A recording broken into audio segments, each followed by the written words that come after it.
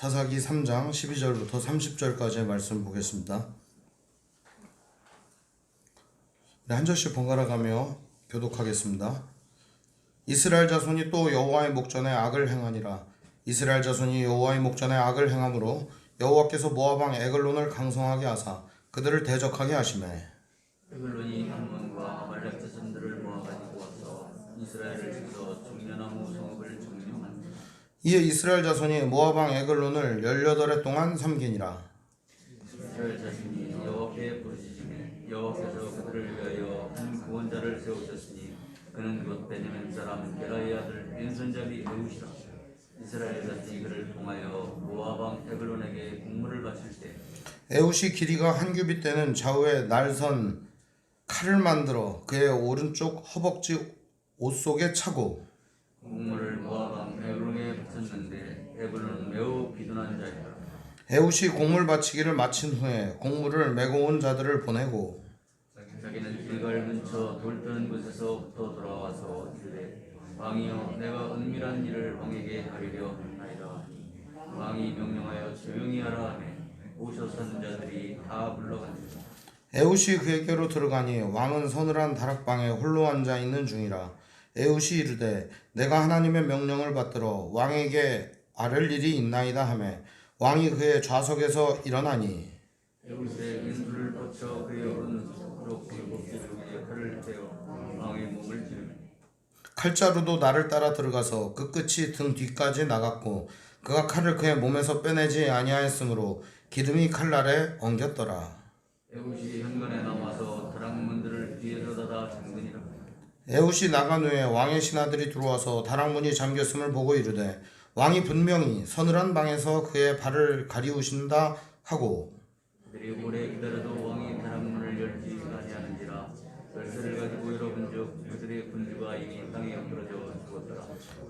그들이 기다리는 동안에 에훗이 피하여 돌 뜨는 곳을 지나 스이라로 도망하니라.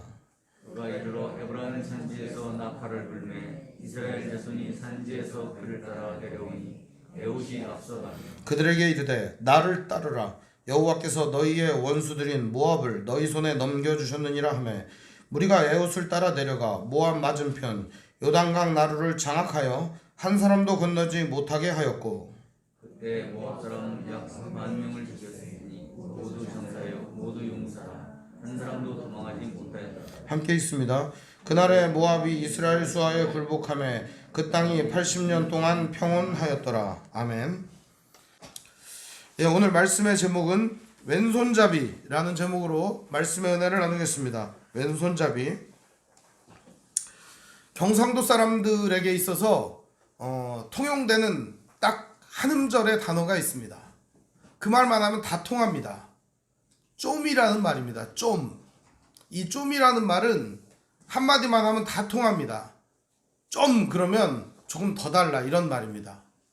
좀 뉘앙스를 크게 해보죠. 좀 이러잖아요. 그만해라.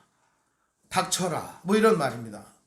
이제 그 말을 좀 이러면은 좀 더 줘 라고 하는 청유형 문장이 됩니다. 이제 좀이라고 하는 말 한마디를 가지고 그 사람들은 굉장히 많은 뜻을 구사를 합니다. 그런데 이 좀이라고 하는 말이 원래 어디서부터 파생되었느냐? 또라고 하는 말로부터 파생되었습니다. 또. 이 또라고 하는 말이 굉장히 좋은 말이에요. 우리가 선한 일을 또 하였더라. 좋은 일을 또 했다. 뭐 아주 좋은 얘기지 않겠습니까? 그런데 이 또라고 하는 말이 나쁜 일에 쓰이면 굉장히 안 좋습니다. 오늘 말씀의 시작은 그렇게 됩니다. 또 악을 행하니라. 12절 말씀 보면 사사기 3장 12절 말씀 보면 이스라엘 자손이 또 여호와의 목전에 악을 행하니라. 이 또라고 하는 말이 반복성을 띠는 것이죠. 계속하는 겁니다. 근데 오늘 문장도 12절 문장도 똑같이 얘기를 하고 있어요. 이스라엘 백성이 여호와의 목전에 악을 행하니라. 이스라엘 자손이 여호와의 목전에 악을 행함으로. 이 두 번을 반복하고 있습니다. 왜 이렇게 반복을 할까요? 그들의 죄악이 하나님께서 보시기에 눈꼴 시렸다는 것입니다. 이 목전에라고 하는 말이 무슨 말이냐면 눈꼴 시럽다. 아주 꼴 보기 싫다 그런 말이거든요.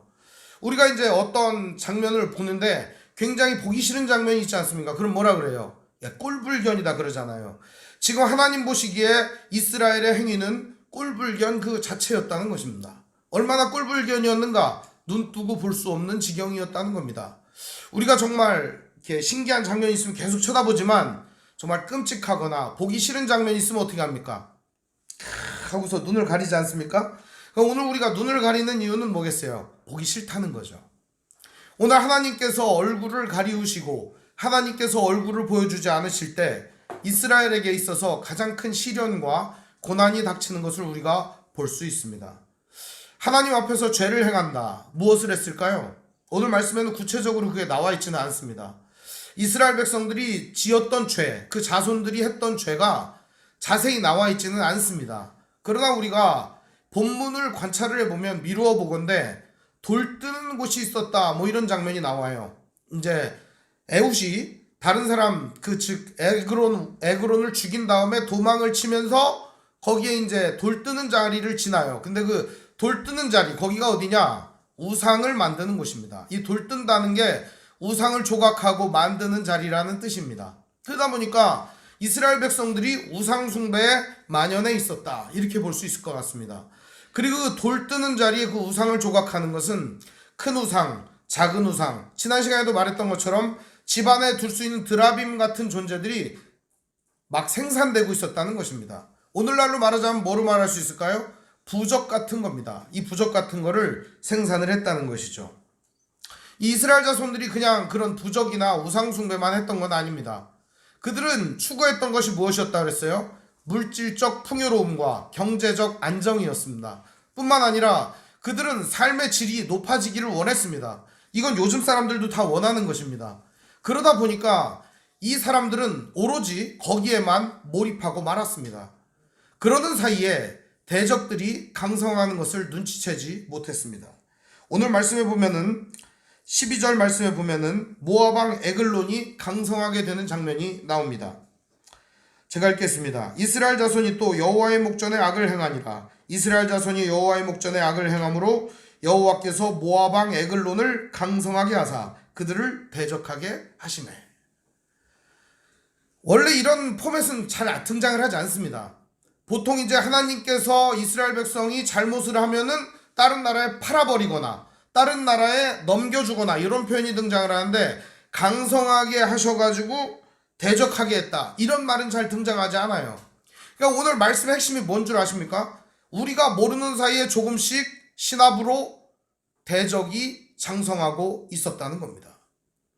한마디로 말하면 모압이라고 하는 나라는 비리비리했습니다. 별 볼 일 없어요. 사람 몇 데리고 와서 약탈하고 그러는 나라였습니다. 모압 왕 에그론이 모압을 통일하고 이 부족 국가를 통일하고 그리고 암몬과 또 아말렉이라고 하는 광야의 약탈자들을 끌어들여 어떻게 보면 하나의 세력권을 형성을 하게 된 겁니다. 그러면서 이스라엘을 갖다가 침탈을 하게 되는 거죠. 근데 이런 장면이 우리가 익숙한 장면입니다. 우리나라가 조선이 강성했을 때 500년이라고 하는 세월을 지탱했다는 건 굉장한 나라 아니겠습니까? 그러나 왜? 라고 하는 이 일본을 눈여겨보지 않았습니다. 세종 때는 통신사를 100회가량 보냈습니다. 엄청나게 많은 통신사를 보낸 거죠. 그런데 이후의 왕들은 통신사를 보내지 않았어요. 왜요? 왜니까? 저는 야만족이니까 그냥 훈도시 차고서 칼 들고서 설치는 놈들이니까 신경을 쓰지 않았다는 거예요. 그런데 그들이 강성하여져서 조선을 침략하고 결국에는 중국을 먹고 러시아를 먹고 전 세계 전쟁을 일으켰던 걸 우리는 볼 수 있습니다. 그것처럼 오늘 이 모압과 에그론이 강성하게 된 이유가 무엇인가 하는 거예요. 그것은 바로 여호와의 목전에 악을 행하여입니다. 그러니까는 이 모압 왕 에그론이 이것을 통일하고 이스라엘보다 더 커져서 강성하게 될 때까지 이스라엘은 전혀 눈치채지 못했다는 겁니다. 오늘 우리 안에 있는 죄가 바로 그런 거예요. 우리가 눈여겨보지 않고 우리가 우리의 삶을 주님 앞에서 철저하게 바라보지 않을 때 오늘 우리의 삶은 이 날로 커져가는 죄를 무감각하게 볼 수밖에 없다는 거예요. 날로 커져서 눈덩이처럼 불어나게 되는 것입니다. 암은 자각 증세가 없습니다. 아프지 않다는 뜻이에요. 암이 생겨도 안 아파요. 정상 생활이 가능합니다. 언제 아프냐? 말기가 돼야 아픕니다. 깔아지고 일어나지 못하고 먹지 못하고 자지 못하고 음식을 개워내고 그리고 삶의 처절함을 느끼는 그 순간에 당신은 암입니다. 이런 진단을 받게 되는 겁니다. 죄도 마찬가지입니다. 처음 작은 죄를 지을 때는 그래 이 정도는 괜찮겠지라는 생각이 듭니다. 그러나 이런 죄가 점점 쌓이게 되고 점점 쌓이게 되어서 강성하게 되면 우리의 삶을 집어삼키게 되는 것입니다. 오늘 이 모압 왕 에글론이 강성하게 되었다는 이야기는 이스라엘이 우상숭배에 쩔어 있었다는 것을 의미합니다. 단순히 하나님 앞에 눈꼴시러운 짓을 한 번 했다는 게 아니라 이들의 삶과 이들의 모든 생활 패턴이 우상 중심으로 돌아가고 있었고 여호와 하나님을 버려버렸다는 것을 의미하는 것입니다. 사사기 3장 1절부터 우리는 하나님께서 왜 이러한 일들을 허락하셨고 허용하셨는지를 살펴봐야 된다고 말씀드렸습니다. 내용이 뭐죠? 전쟁을 알지 못하는 이스라엘 백성들에게 전쟁을 가르쳐 주려고 하는 겁니다.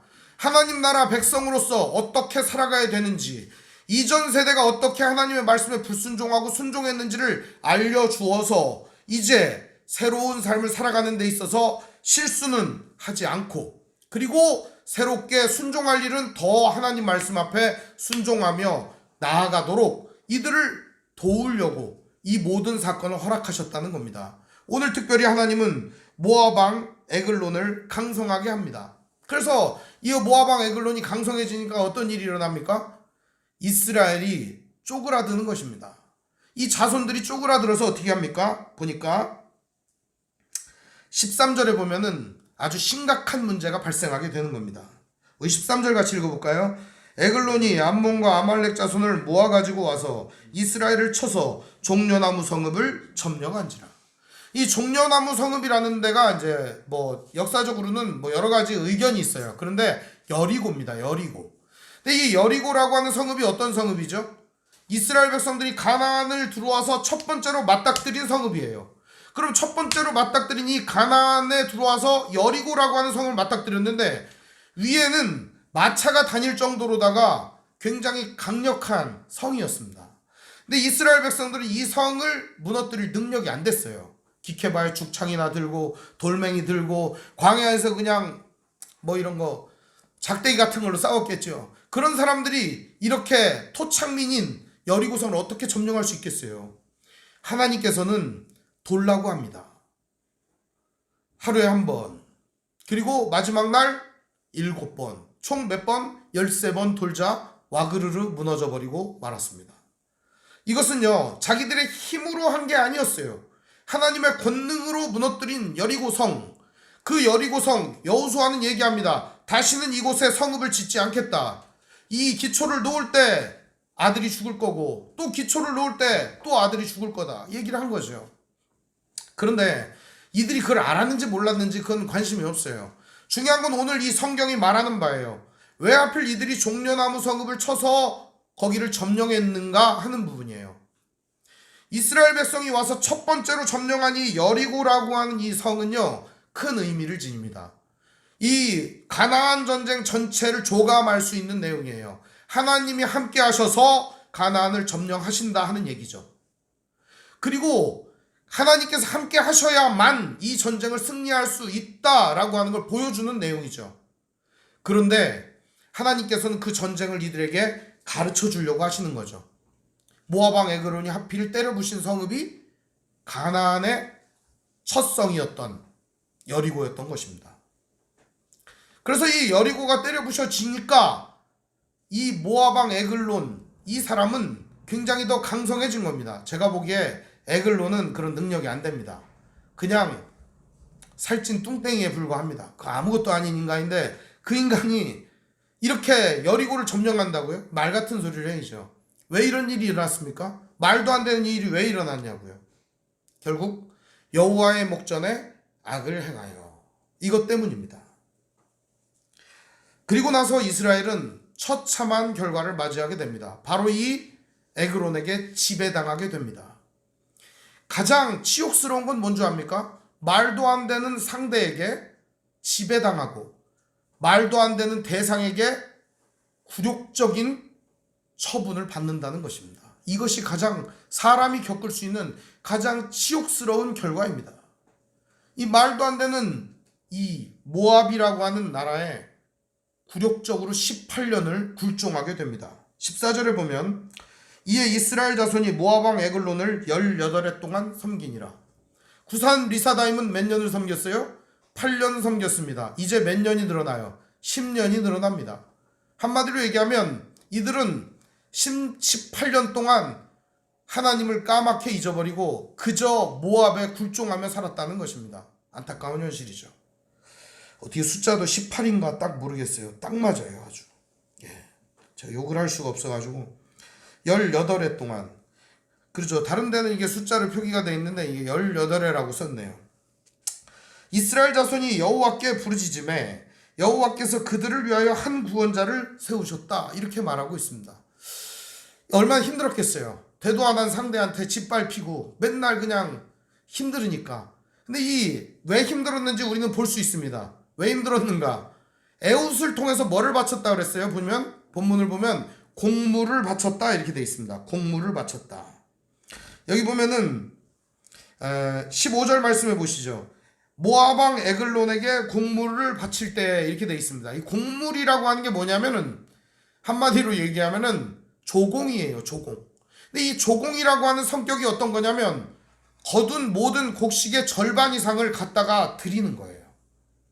그러니까 이런 되도 않은 상대에게 자기가 수익을 얻은 모든 것의 절반을 갖다 바치는 형국인 거죠. 요즘으로 말하자면 1,000만 원을 얻었는데 500만 원을 딱 떼어가지고 상대한테 줘버려야 되는 거예요. 억울하지 않습니까, 여러분? 그 정도가 아니었습니다. 이들은 삶의 터전을 완전히 잃어버린 거예요. 여리고를 점령당하고 이들은 자기들의 모든 삶의 터전을 모압에게 뺏겨버린 거예요. 주도권을. 왜 그랬는지 아세요? 이들이 하나님을 자기 삶에서 치워버리고 자라나는 죄악을 정리하지 못하자 모압의 지배를 받게 된 것입니다. 이것을 우리는 명확하게 깨달아야 합니다. 오늘 여기 보면은 하나님께서는 그들을 위하여 한 구원자를 세우십니다. 패턴이 똑같죠. 여호와께 부르짖음에 한 구원자를 세우셨다. 그 사람이 이름이 뭡니까? 베냐민 사람 게라의 아들 왼손잡이 에훗이라. 베냐민 사람, 이 베냐민 사람이라고 하는 말을 여기 넣은 이유가 있습니다. 사사기 말미에 보면은 18장서부터 19장서부터 21장까지 보면은 베냐민 지파가 있는 어떤 지역에 한 나그네가 지나가게 됩니다. 이 나그네는 제사장이에요. 살펴본 얘기가 참 복잡하긴 한데 이 제사장이 자기의 첩을 데리고 그 마을을 지나가요. 그 마을을 지나가다가 한 노인의 집에 묵게 됩니다. 그런데 사람들이 막 문을 쾅쾅거리고 열라고 하는 겁니다. 왜 그랬는가? 거기 들어간 그 남자 끌어내라는 겁니다. 우리가 그 남자하고 동성애를 하겠다 이거죠. 그래서 그 남자를 강간하겠다고 하니까 이 남자가 하는 수 없이 자기 첩을 바깥에 내어놓습니다. 그러자 사람들이 모여가지고 밤새 그 여자를 능욕하고 결국에는 아침에 일어나 보니까 능욕당한 그 여자가 죽은 거예요. 그러자 이 제사장이 열받았습니다. 열받아가지고 시체를 갖다가 12토막을 냅니다. 그래갖고 이거를 보자기에 싸가지고 각 지파별로 다 보냅니다.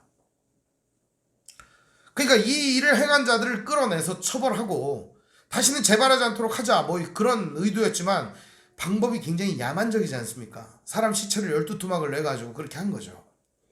근데 베냐민 지파에서는 그 야만적인 짓을 한 사람들을 안 내주는 거죠. 그러니까 어떻게 할까요? 11지파가 모여서 베냐민을 치러 가자 이렇게 된 겁니다. 그래서 11지파가 모여서 베냐민 지파를 때려 부시자 베냐민 지파가 어떻게 된 줄 아세요? 완전히 쪼그라들어 버린 겁니다. 남자 600명 남고 다 죽었어요.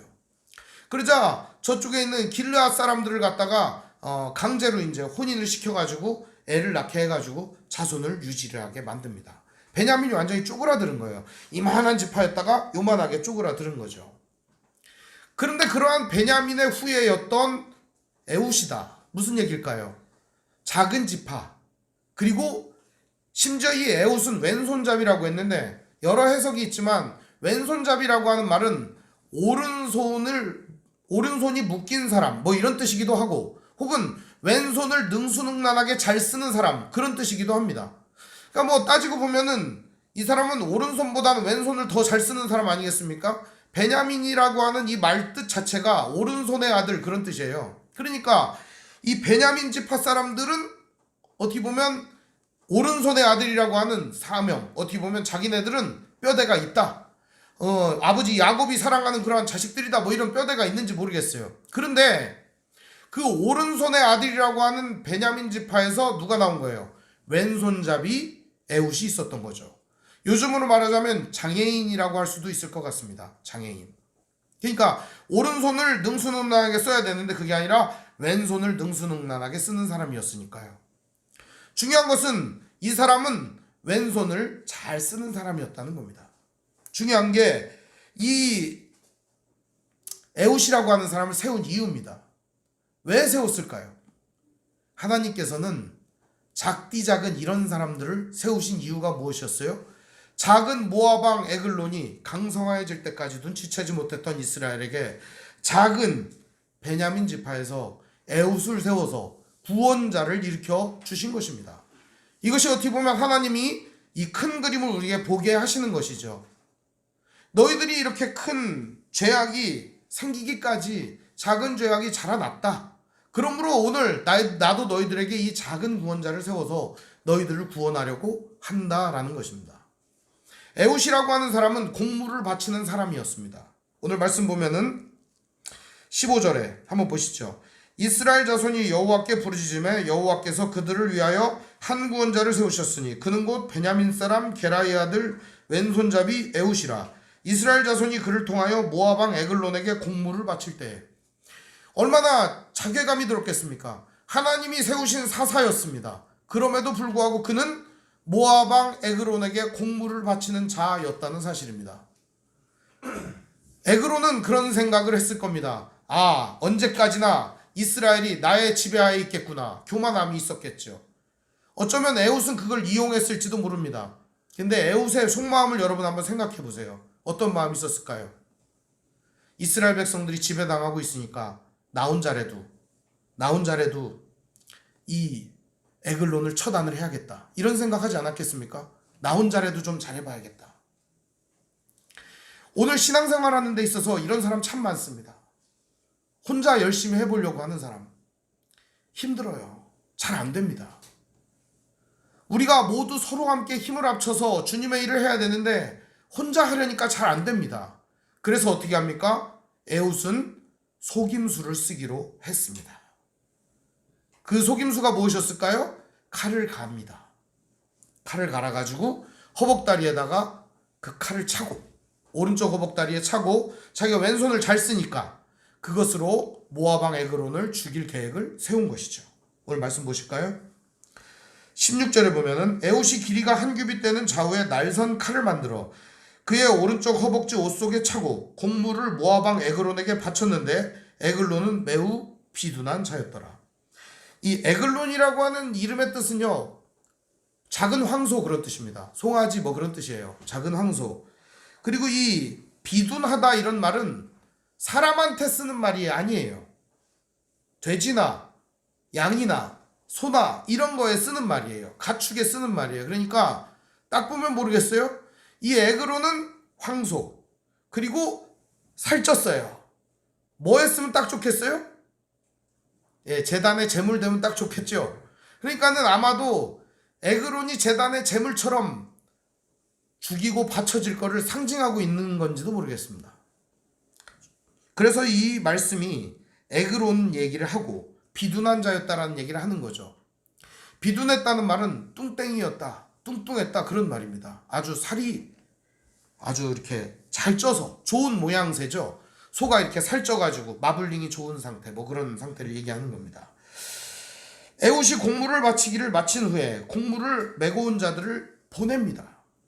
보내고 나서 어떤 일을 하죠? 자기는 길갈 근처 돌 뜨는 곳에서부터 돌아와서 이르되 왕이여 내가 은밀한 일을 왕에게 아뢰려 하나이다.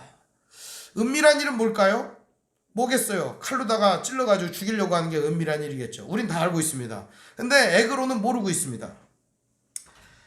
하니 왕이 명령하여 조용히 해라 하매 모셔선 자들이 다 물러가니라. 조용히 해라 그러니까 다 물러갑니다. 모압 왕 에글론은 탐욕도 가득한 자였던 것 같습니다. 은밀한 일 그러니까 조공 외에 더 많은 거를 주지 않을까, 무언가 특별한 걸 나에게 주지 않을까 하는 그런 생각이 들었던 것 같아요. 그래서 이야기를 합니다. 에훗이 그에게로 들어가니 왕은 서늘한 다락방에 홀로 앉아있는 중이라. 혼자서 독대할 정도로다가 에훗은 위협적인 존재가 아니었다는 겁니다. 한마디로 얘기하면 에훗이라고 하는 존재가 모압 왕 에글론이 볼 때는 그저 곡물이나 갖다 바치는 시원찮은 인간으로 보였던 것입니다. 어쩌면 장애가 있어서 그렇게 보였을지도 모르겠습니다. 근데 그때 내가 하나님의 명령을 받들어 왕에게 아랠 일이 있나이다 하매 왕이 그의 좌석에서 일어나니. 그래 뭐야? 그래 뭐가 그래 있는데 하나님의 일을 아랠 일이 있나이다 이렇게 보자. 하나님의 명령 이렇게 이야기하고 있잖아요. 그것은 어쩌면 하나님께서 주신 선물이 있습니다 뭐 이런 뜻으로 들렸던 것 같아요. 그러니까 그래 뭔지 보자 그러면서 일어나는 순간에 어떻게 했을까요? 21절에 보면 에훗이 왼손을 뻗쳐 그의 오른손 허벅지 위에서 칼을 빼어 왕의 몸을 찌르니. 팍 찌른 거죠. 이렇게 일어나려고 하는 거를 갖다 그냥 팍 이렇게 찌른 거죠. 어떻게 됐을까요? 칼자루도 나를 따라 들어가서 그 끝이 등 뒤까지 나갔고 그가 칼을 그의 몸에서 빼내지 아니하였으므로 기름이 칼날에 엉겼더라. 여기 보면은 그 끝이 등 뒤까지 나갔다 이런 얘기가 나오잖아요. 이제 칼이 30cm라서 이 등 뒤까지 이렇게 다 나가긴 나갔겠지만 워낙 이게 살찐 사람이잖아요. 이 저 같은 사람 칼을 찌르면 이렇게 뒤로 안 나갈 것 같아요. 이렇게 해서 배가 너무 나와가지고 에그로는 저보다 더 쪘겠죠. 뭐 어떻게 그 30cm짜리 칼이 나가겠어요. 여기 나갔다는 말이 뭐라고 쓰였냐? 원래 배설물 그런 말이에요. 배설물. 그러니까 등 뒤까지 나갔는데 배설물이 나간 거죠.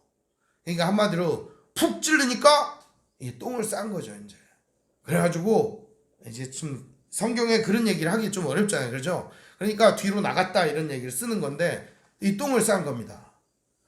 보통 이제 죽을 때 이게 싸는 똥이요 배에 있는 게 다 나와버리거든요. 이게 그러니까는 거기에 냄새가 어떻겠습니까?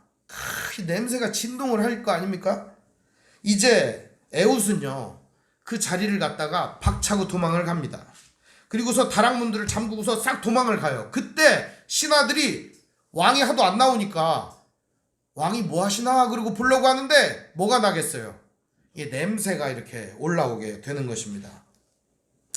24절에 보면 에훗이 나간 후에 왕의 신하들이 들어와서 다락문들을 잠겼음을 보고 이르되 왕이 분명히 서늘한 방에서 그의 발을 가리우신다. 이게 완곡한 표현이에요. 발을 가리운다는 말은 용변을 보고 있다 그런 뜻이에요. 왜 이렇게 유추를 했을까요? 이 신하들이 이렇게 유추한 이유는 간단해요.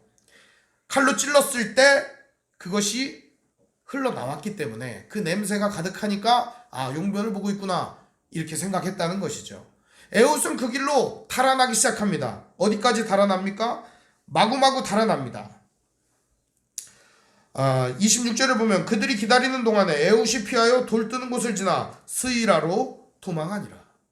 에훗은 스이라까지 도망을 갑니다. 그리고 나서 조공을 바쳤던 사람들과 함께 돌아오려고 계획을 세우고 있었습니다. 그 무렵 이 에글론의 궁전에서는 어떤 일이 일었을까요? 사람들이 이제 하도 기다려도 안 나오는 거예요. 에글론이. 그래서 문을 딱 열어서 보니까 열쇠를 갖고 따보니까 엎어져서 죽은 겁니다.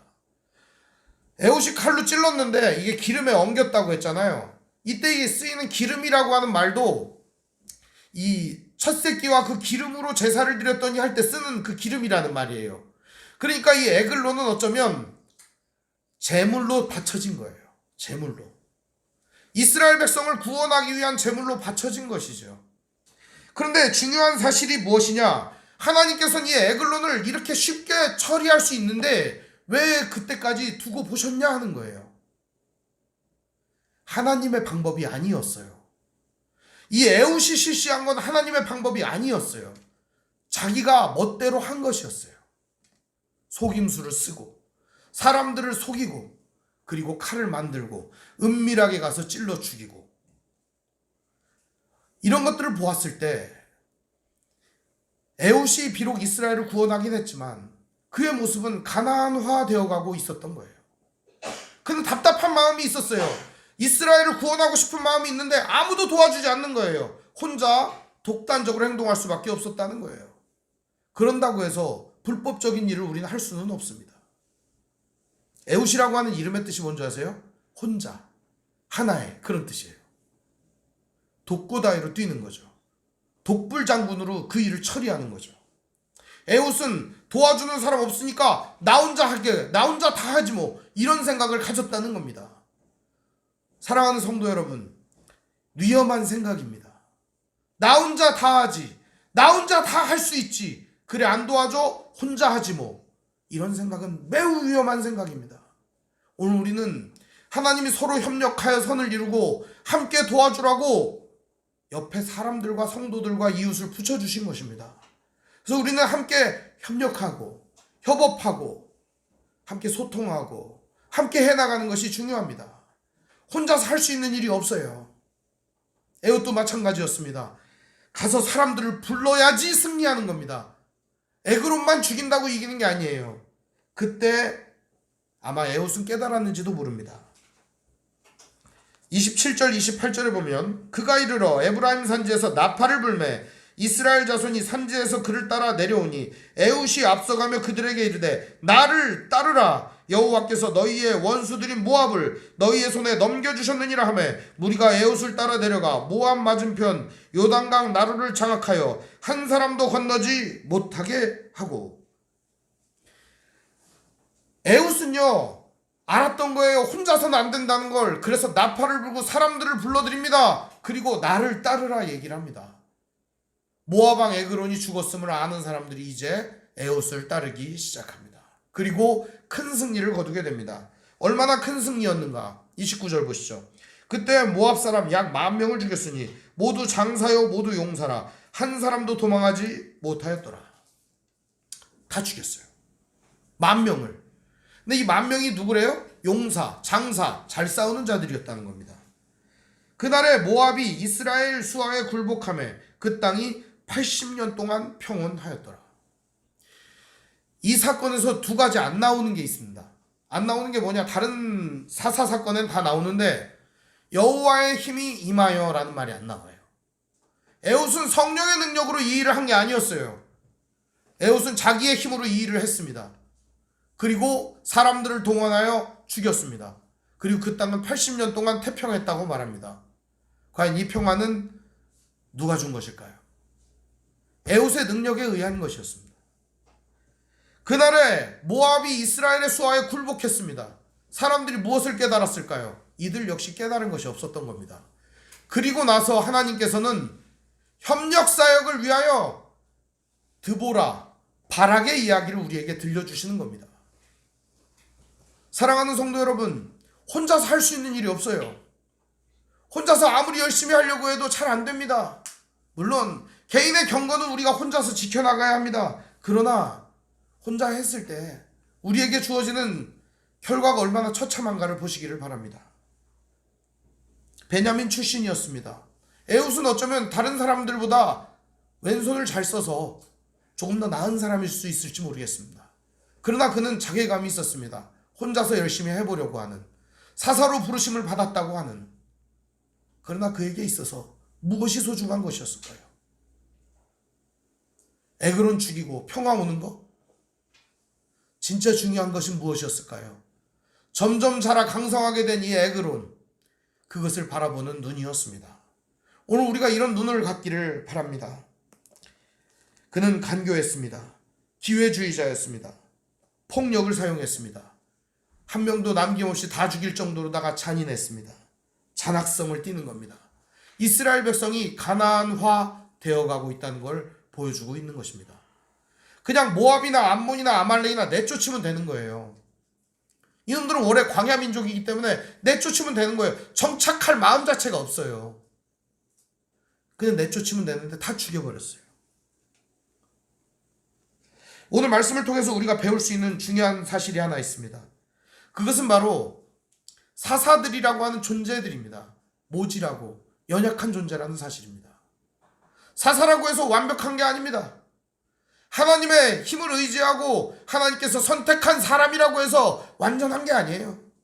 모질하고 어딘가 부족하고 들떨어진 구석이 있다는 거예요. 여기서 있는 이 목회자도 마찬가지예요. 들떨어진 구석이 있고 어딘가 모질한 점이 많다는 사실이에요. 여러분들이 용납해줘서 참 고마울 따름입니다. 우리가 이 12사사를 통해서 우리가 무엇을 볼 수 있을까요? 사사기에는 총 12명의 사사가 등장을 합니다. 이 12명의 사사를 통해 우리는 다시 오실 그리스도 예수의 모습을 볼 수 있는 것입니다. 오신 메시아의 모습이 어때요? 바로 이 12사사의 모습으로 등장하시는 겁니다. 온니엘은 어땠습니까? 사사 온니엘은 자기에게 주어진 사명을 잘 감당했습니다. 구산 리사다임이라고 하는 2배나 악질적인 적을 한 번에 처리할 정도로 능력이 강력한 사람이었습니다. 이 에훗 사건에서 예수 그리스도를 어떻게 보여주고 있는가? 예수님은 홀로 구원을 완성하시는 그리스도 메시아임을 보여주고 있습니다. 에훗은 그것을 해내지 못했습니다. 그러나 예수님은 홀로 우리를 완전하게 구원하실 수 있는 구원자라는 사실을 보여주고 있는 것입니다. 사랑하는 성도 여러분, 에훗을 보면 실망스럽지만 그 에훗이 누구를 예표하고 있는가를 보면 우리는 실망하지 않습니다. 바로 우리 사랑하시고 우리를 위하여 십자가를 지시고 구원하시고 우리를 오늘도 날마다 함께 하시고 인도하시고 보호하시는 우리 주 예수님입니다. 그 예수님을 볼 때 우리는 좌절하지 않습니다. 실망하지 않습니다. 낙심하지 않습니다. 완전하신 주님을 바라보며 오늘도 우리 안에 있는 더러운 죄를 끌어내시기를 바랍니다. 스멀스멀 올라오고 있는 이 작은 죄의 씨앗을 밟아 없애시기를 바랍니다. 발본 세곤하여 주님 앞에서 경건하고 믿음의 사람으로 날마다 세워가시기를 주님의 이름으로 축원드립니다. 기도하겠습니다. 사랑과 은혜가 풍성하신 아버지 하나님, 은혜와 사랑을 감사드립니다. 오늘 우리들을 아버지 하나님 은혜 가운데 이끌어 주셔서 날마다 그리스도 예수와 함께 동행하게 하시고 성령의 능력으로 살아가게 하시니 감사합니다. 오늘 우리가 가지고 있는 뜻이 선하고 우리가 가진 계획이 주님의 뜻을 이루는 일이라고 생각할 수 있지만 우리에게 간교함과 기회주의적인 생각과 폭력이 있음을 고백하게 됩니다. 주님, 오늘 우리 안에 이러한 모든 일들도 십자가를 지신 그리스도 예수처럼 선한 마음을 갖게 하여 주시옵소서. 우리 주 예수님의 이름으로 기도합니다. 아멘.